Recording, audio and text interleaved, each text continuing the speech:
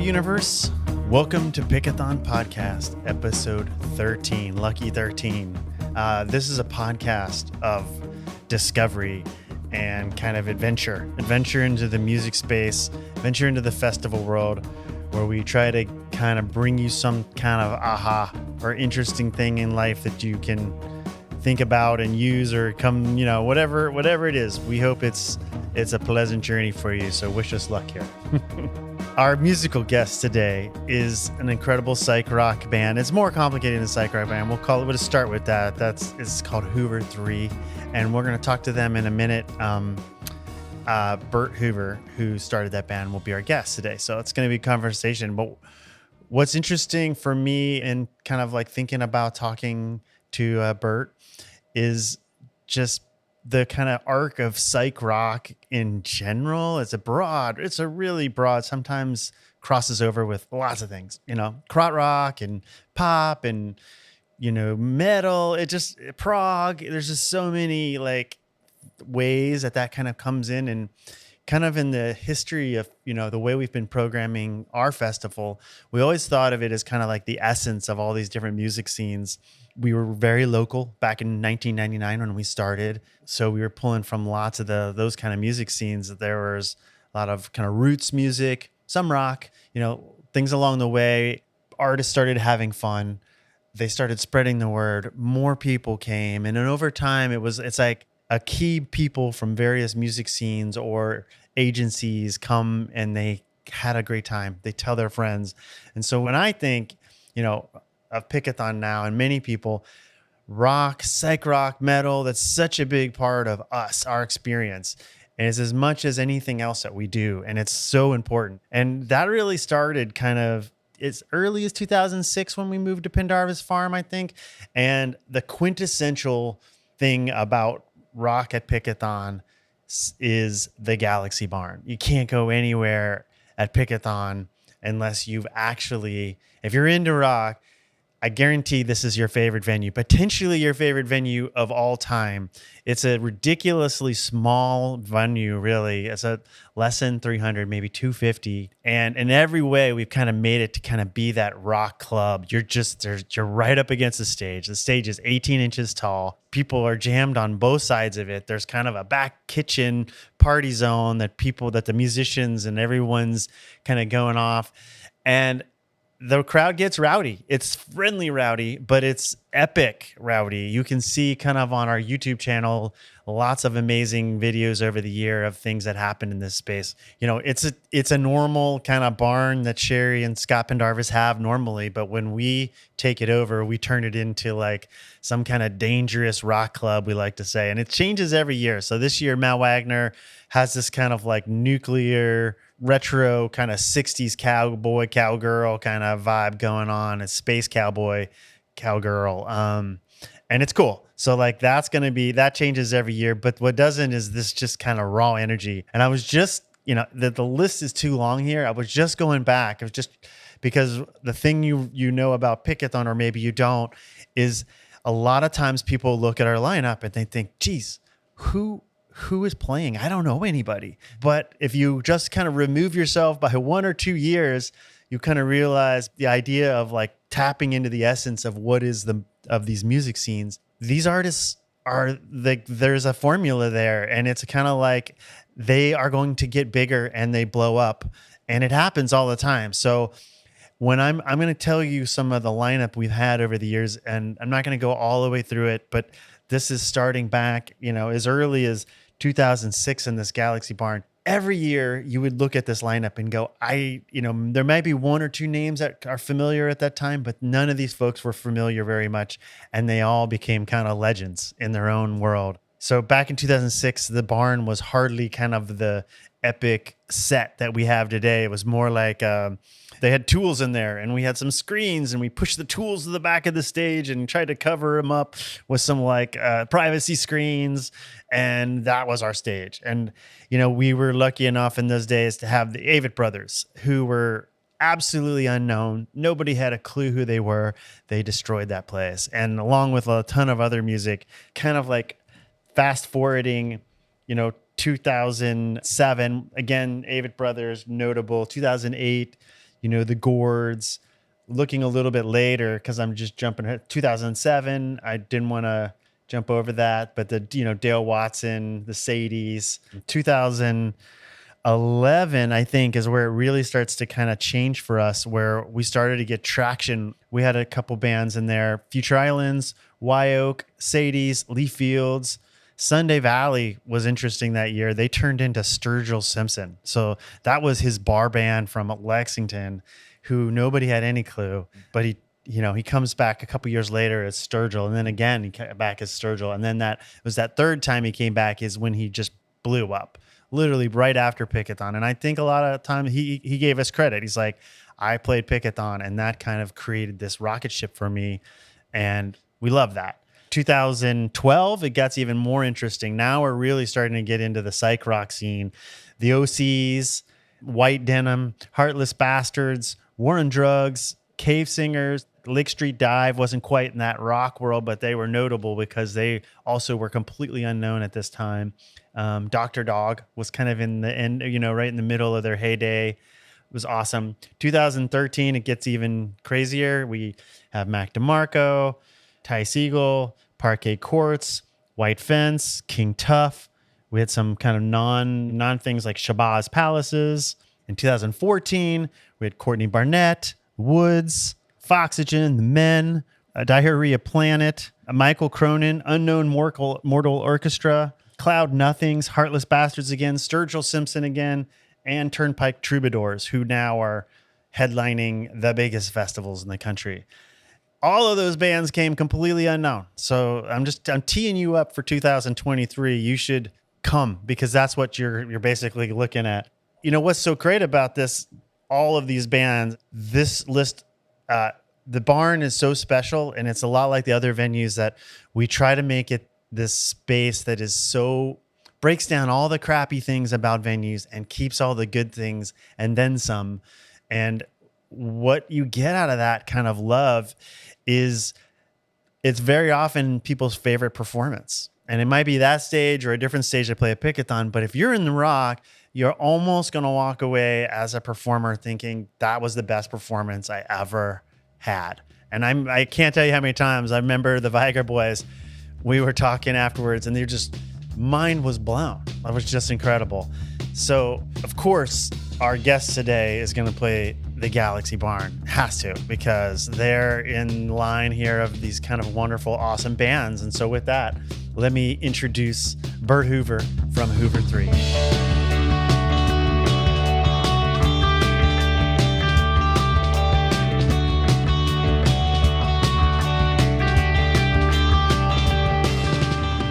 Hello.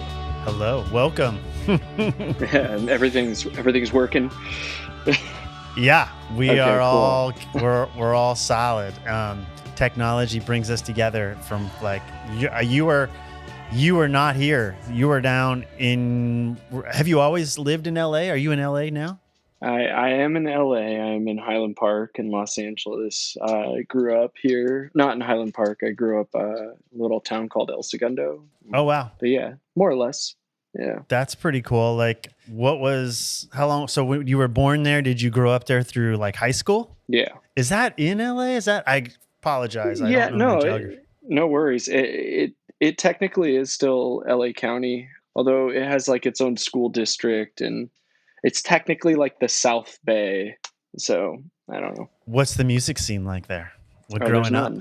There's none. None? Zero. Did you just have friends? Like, what was how did music start into your life? What was that? I had parents that, kind of grew up LA and LA adjacent, going to shows, and, so I grew up in a house where music was present. Records, 8 tracks, cassettes? Yeah, records. I think when I was growing up, it was, the records were in storage, and it was like CDs were dominant, but, it didn't take long for those to get pulled out of storage and for me to show interest in that kind of stuff. When did you first pick up an instrument? What was that? Was that early? Yeah, probably when I was like in middle school, started playing the bass, making my friends, like everyone, parent kind of had something, so like we could like shimmy some stupid stuff together, and I would just wrangle people to try to make songs and things like that. Not very good, but I mean, what year was that? What were those like? Probably like 2006 or 7, like when I first started playing music. Right on. Yeah. Not like seriously, but you know. Yeah, I mean, it's like with friends, but did it kind of translate to like high school band or just like a band with friends? Yeah, sort of all. Like I had a high school band. Like there were bands in high school, but it wasn't like there wasn't like a community, you know. Music wasn't really like there weren't places to play. Mm-hmm.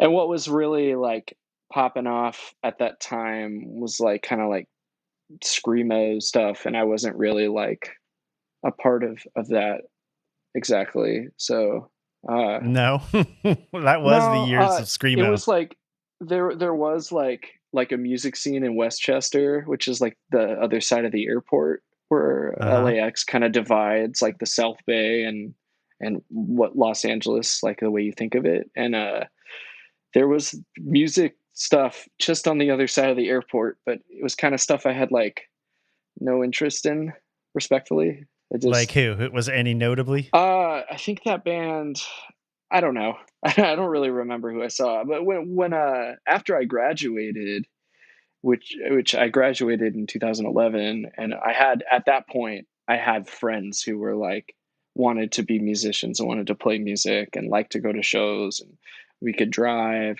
So I would go see bands like the like Fiddler and stuff like that at like, you know, more like house vibe sort of thing. Mm-hmm. You know, I'm more or less kind of all the same age as those dudes, so I met a lot of them at that time and still friends with most of those guys. Yeah, I mean, because LA is such a rich town for I kind of think of it as kind of the center of like the psych rock world, you know, and the modern one, you know, since the late 2000s, 10s. I mean, San Francisco, you gotta like give credit there, like in the prime of what was going on there in the 2000s, like with Ty and the OCs, is like I think definitely responsible for what was happening in the South as well. I always forget. They moved to LA, right? So they started in San Francisco. I don't know exactly that. I'm sure that's like a long-winded history. Yeah, well, that's what I was referring to is, you know, Castleface with Johnny Dwyer and all that, just like epic prolific period of Ty. And you know, all the spinoffs, Fuzz, Juan, Corey Hansen, you know, Emmett Kelly from the Cairo gang. That whole world. Are you connected? Did you guys, do you know them now, or did you know them, any of those folks growing up? I know them now. Growing up, no. Like, you know, like they were people who were approachable and around, but you know, when you're like the amount you age from when you're like a teenager to when you're like, you know, 25 is a lot. Yeah. And so like I probably met those dudes like when I was just like, you know, a music lover, like a fan or something. But like now like we all know each other, and like I've played shows with one of Ty's bands, and you know, like I work with Emmett Kelly. Like we work at the same record store. Oh, so, no way.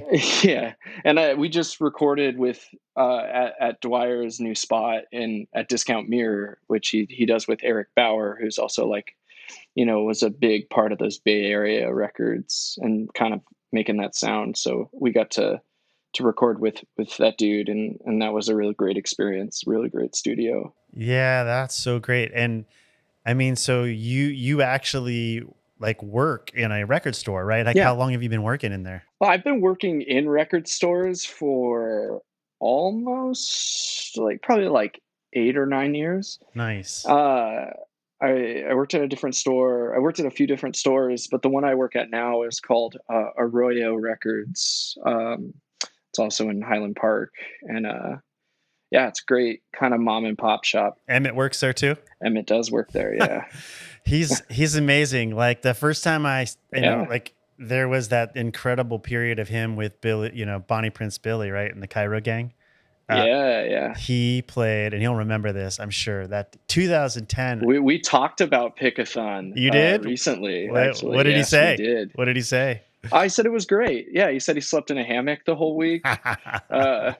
He's come a couple times. Like 2010, he was with Bonnie Prince Billy and that full band, which really hasn't played many times. Like that configuration, like the old school Cairo gang with Emmett Kelly, where they was one of the best live shows I've ever seen. And then he came with the Cairo gang, and Ty played with him on drums during one of the sets. That's cool. Yeah. Super cool guy. Super talented. Oh my God. Just great singer. Amazing. One of the tastiest guitar players ever is Emmett. Yeah. He's wildly talented. His stuff with the double is like fascinating. A real head, likes a lot of like far out stuff. So that's cool. We all have like pretty eclectic taste at the record store, all of us there, so it's nice. That's pretty cool though, actually. Because you just have, now you have Spotify, but you still records. Yeah, there, some of those aren't on Spotify. You can't, not all that stuff is really, you can't discover anything. Like I feel like I used to do like the Discover Weekly thing, and then eventually it was just like forcing Jonathan Richman on me every week, and I was just like, I'm good, man. Like, respectfully. And, but yeah, it's hard to find, like, it's hard to really, like, I like to binge through discographies. That's fun. Like, especially going on a run and like. Who's the latest? Who did you binge on? Who's the latest? The most recent, I've been kind of trying to get back into like classic rock stuff, so I've been really going through like the Jimi Hendrix records that I never like, that aren't like Axis Bowl to Love and The Experience, and like kind of I think it's Cry of Love or something. I don't want to get that wrong. That one, it's like the first one that came out, I think, after he passed away, unless Band of Gypsies came out after. But yeah, the Cry of Love. He's got it's kind of like a sketch of him on the cover. Man, it's cool hearing him do like guitar harmonies with himself, like playing with himself on the records. It's like, it's he's already such like an individualistic like guitarist that it's nice to hear like how his brain adds another guitar into his music, Yeah. It's undescribable, and just like the connection there, hand mind, body there, just incredible. That's cool. I love that you can just like have access to kind of go deep into. And is this a big record store where you can actually find most of that stuff there? It's not large in size, but it's curated. It's we're at the mercy of like the trades we get, but it's like one of these shops that like just piles of records everywhere. Or I have to be like, that's not priced yet. Sorry, that's not priced yet. Sorry, But it's really great. Like it's great for discovering, because we just get like these trades in. So if you're like, oh, I know these 3 records, but I don't know these 5. So, plus we get like musicians in the neighborhood bringing stuff by. So it's already people who have good taste. It's interesting how that world has kind of like progressed over time, like, cause I like some of the really exciting things I always hear at because Portland's full of record stores, right? Oh, so many good shops. So many. My God. And they're just so manic about like finding these kind of like obscure collections that somebody's been working on their whole lives, right? And then I'm going to go take a road trip. I'm going to go buy, 800 records from this. And they're so excited, right? And like I keep having these conversations with those record store owners, like where they found some other collection and they're just so excited, right? And I love that. That's kind of, that's almost like somebody's life's work, and it gets kind of brought back in, and people kind of appreciate this, not just the owners, but there's like all the people that are kind of want a part of that. They are totally coming when that collection arrives. I think there's beauty in having like the library, whether it's books, records, movies. Like I think having like a library is something like personally that I always want. Yeah. But I do think there's also like beauty in like, you know, like selling your fucking shit. Sorry if Yeah, totally. selling your records and giving back to like, you know, to a shop. Discogs, you know, like, hey, you got to do what you got to do, but like something about like putting it back into the wild is always like a better feeling to me than like, you know, like if I'm not tight with money, then I'll take them to a shop. But if I'm tight with money, you know, you got to figure out an alternative. Yeah. That's what Discogs is good for. That's what it's good for. I just am tired of using the internet. I know. Well, it's so weird, you know, like I did a little startup over the COVID break, and we were all excited about, we're going to change live streaming. And we created this company called Frequency. It was awesome. We did kind of TEDx at a bunch of cool events in New York. Cool. But once COVID stopped, we're like, okay, we're ready for live. We're ready for in person. we were ready, but it just like made me so much more ready. And I kind of feel like a lot of that kind of streaming is definitely going to have a place, but it's a lot like what you said. It's like, dang, it's like people, right? Connecting with people. And just that's the thing. I always thought the streaming thing was cool if you did it differently. Like we did maybe like 3 of those over COVID, 2 of which I did by myself, but they were always like different configurations of the songs and with different things. So one was like all like, you probably find them on YouTube or something, but one I just did drum machine and organ, and my wife the whole time I was rehearsing was like, just don't do it, it's bad. and then I did it, and I thought I did a pretty good job considering I don't know how to play piano. And then I did one where I did like drums and guitar, like kind of like one man band style, and then another one that we did like acoustic.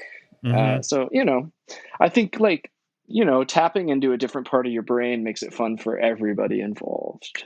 Yeah. I just get bored with like doing things like the same way. So we had this kind of notion that, wouldn't it be great if people at home could kind of clap and cheer and you could actually hear it, but not them talking, just when they're, you know, purposely clapping and cheering, and not like emojis, like trying to watch hearts or text as you're rocking out, you know, eyes closed. Yeah. Like it just needs to be more natural. So we built this kind of AI that actually worked, detected claps, and it was like an applause button. No, it was like real human. Like you just were yourself. If you clapped or cheered or did both, we would literally mix it and spatially present it to the artist in real time, and had the delay down like within a half a second across the world. And I mean, we were like, oh yeah, this is it. This because people want real connection. And I always thought this is what's missing in like all of this kind of virtual reality stuff. And I still feel really strongly about it. It's just, you know, I've had a day job forever kind of doing the tech world, and Pickathon was always this hobby for whatever, it's 24 years old, but we barely could, you know, make anything. I think it's more than a hobby, man. now it is. But if you look at it, like it never really paid the bills and didn't until and now it's actually kind of a real thing. It's one of those, you know, you survive long enough and it actually can actually be something. And so Frequency was kind of like that. It was like, oh, this will be something, but man, we have to survive 10 more years or something goofy, or 3, you know, we only got one of those. We're going to go back to the festival. You got to get to 50, man. 50 years. Oh yeah. I hope so. We are kind of a crazy, fragile dream, and you know, it's the passion and the kind of refreshing of kind of sticking with all the kind of music like you guys. Like, I mean, thank you. I love your guys's, you know, I love your guys's sound. How would you describe your sound? We're just a rock band. That's kind of like, okay. Yeah. I feel like, I mean, I tell people guitar rock, like when I have to, but you know, it's for all intents and purposes, it's a rock band. I was looking, you know, kind of thinking you started kind of solo, right? Like drum machine and guitar, right? Back in like 2015. Yeah, it was 2014. Yeah. 2014. Is it What is it? What was the name of that first record? The first record was Quest for Blood, which is like the only one that's not like streaming on anywhere but Bandcamp. Then there's a couple more, right? Yeah, there's a few. Destroya, hey, Splitter, Head Squeeze. Tell me about those. Like, what was your kind of like world like back then? Was like you wanted to put this stuff out solo, or were you still living in? I mean, it's all, the first stuff was recorded. The first two were probably recorded in my parents' garage. Mm-hmm.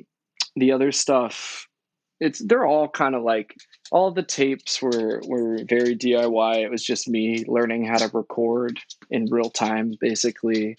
So the first one was like a 4-track, and the second one I came up on a 388, so I started to record on that. But then the rest, I just went back to the 4-track probably out of just convenience, because the place I was living in at the time was really small and it was always really hot. So I could just put that on the floor. Head Squeeze is like all synths. Mm-hmm. So it's cool. That was like the easiest to record. But yeah, it was just kind of like, I had other bands at the time, so this is just something I was doing for fun, and I would like get my friends together and play shows, and that eventually became like, more of a real band. The first record we did as a group was kind of a collection of stuff that had been previously released, but we sort of like reconfigured them and recorded them for that first record. That was Hooveriii in 2018? Yes. And was that a 3-piece, 5-piece, Ben? Was it started off as a 5-piece? 5. I think it's always been at least 5. I mean, when I was doing drum machine shows, it was usually me and a friend, maybe 2, and a drum machine. But when we started doing like proper live shows, it was always 2 guitars, synth, bass, and drums. Gotcha. And that record, I could kind of tell there was actually kind of quite a big kind of head towards when you did Water for, you had a couple EPs, Gillinet, Fathom, right? These are like couple song EPs in between. And then another album, Guillotine. You're starting to get a little more psyche. Like, I think Water for the Frogs is pretty heavy. Yeah. Hey, comparatively. That was a one we recorded and wrote pretty like condensed, and it's definitely more like loose of a record. Mm-hmm. Definitely came together in the studio. Yeah, we sat. That was finished in 2019, and we just like sat on it because of COVID and obvious things. Oh yeah. So that didn't come out until 21. The release was probably right when you were gonna, right during when COVID was coming. Yeah, the label we're with now, Reverberation Appreciation Society. We were talking to them like fall of 2019, and then just stayed in touch. And luckily, I think we got pretty lucky to still like have the same arrangement throughout like the pandemic and whatnot. So, we actually like signed to a label during all that. Feels surreal. Oh, what was the name of the label again? Reverberation Appreciation Society. It is a mouthful, but they also run Levitation, the music festival. Oh yeah. It's like kind of the same umbrella, Uh-huh. And actually is it related to the band that runs Levitation too, or was involved with Black? The Black Angels? Yeah. They started, I think some of those guys started the label, but I think they might be partners. But in terms of like, we don't work directly with those guys. We work with someone who's Harry, who's based out of like New York. And that's cool. Yeah. When did you go from 5 to 6 members? Who was the 6th member? In Water for the Frogs, our friend Casey joined the band singing and playing like an additional synth.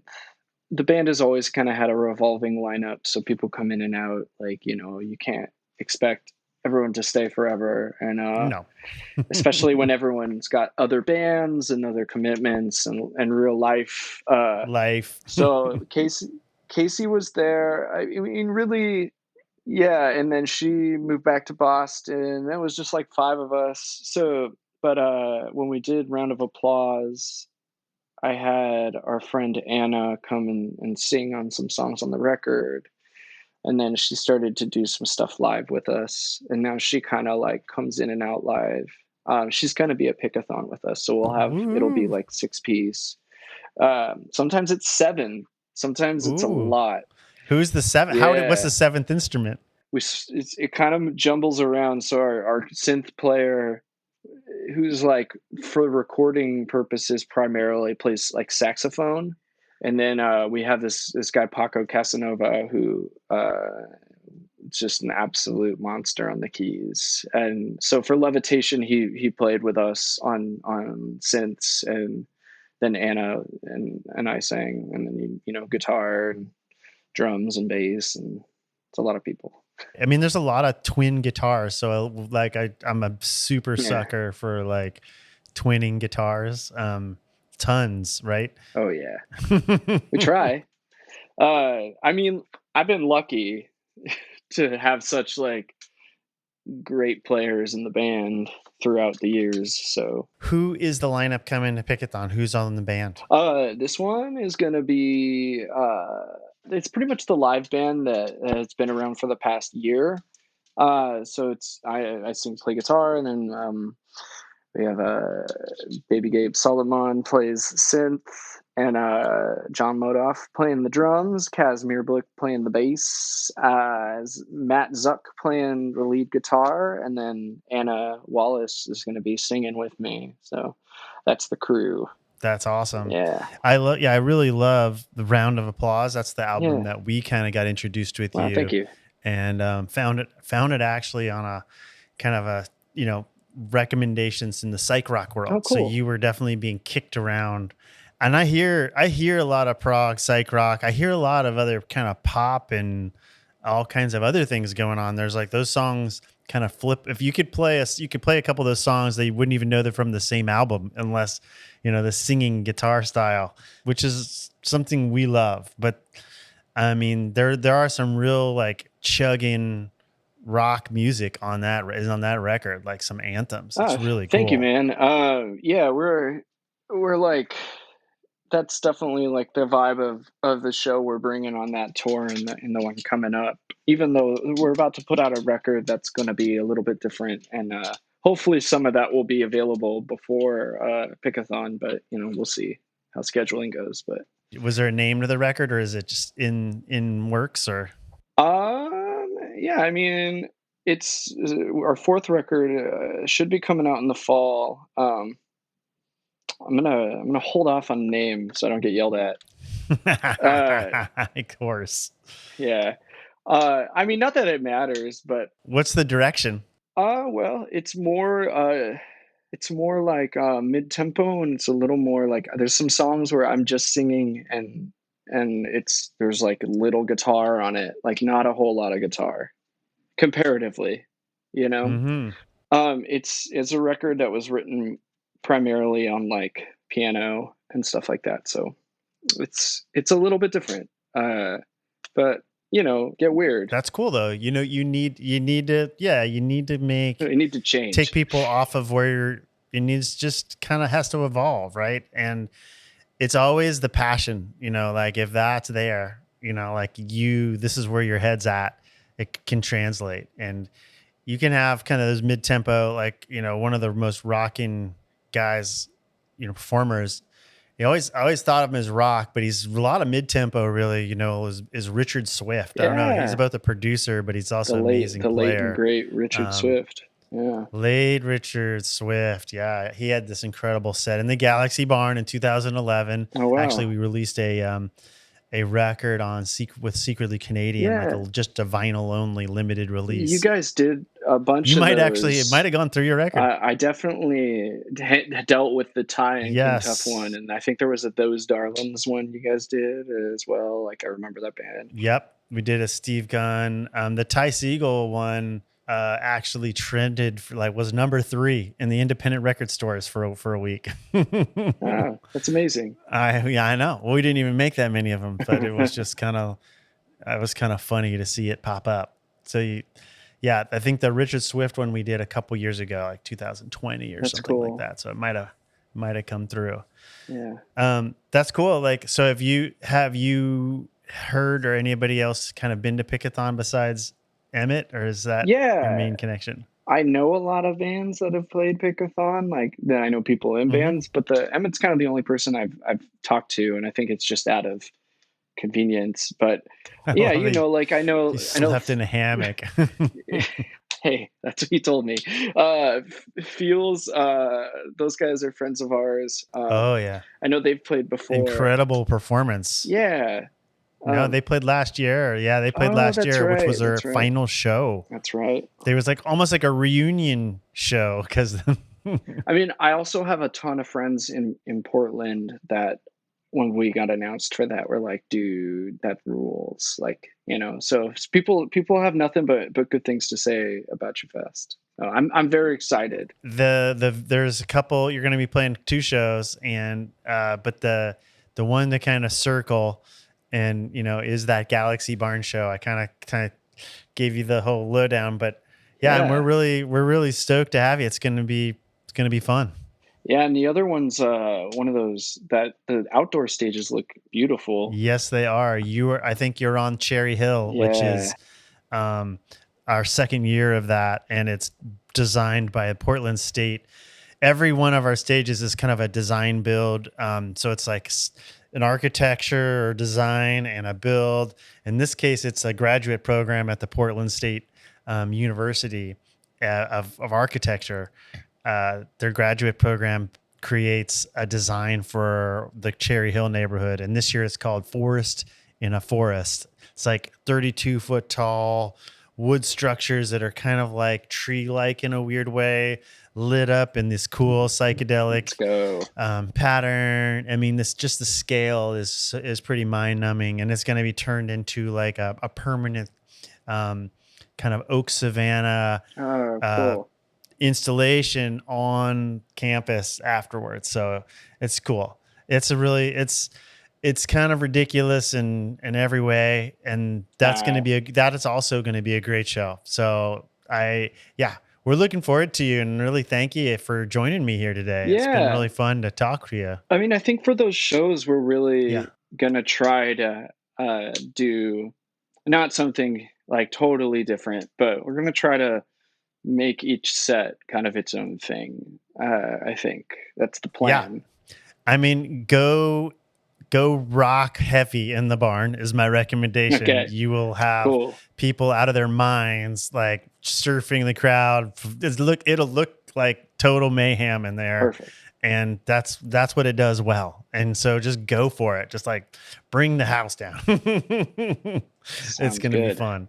Yeah. Well, it's not too far away. So we're going to see you in a couple weeks, and we're kind of getting ready to start building.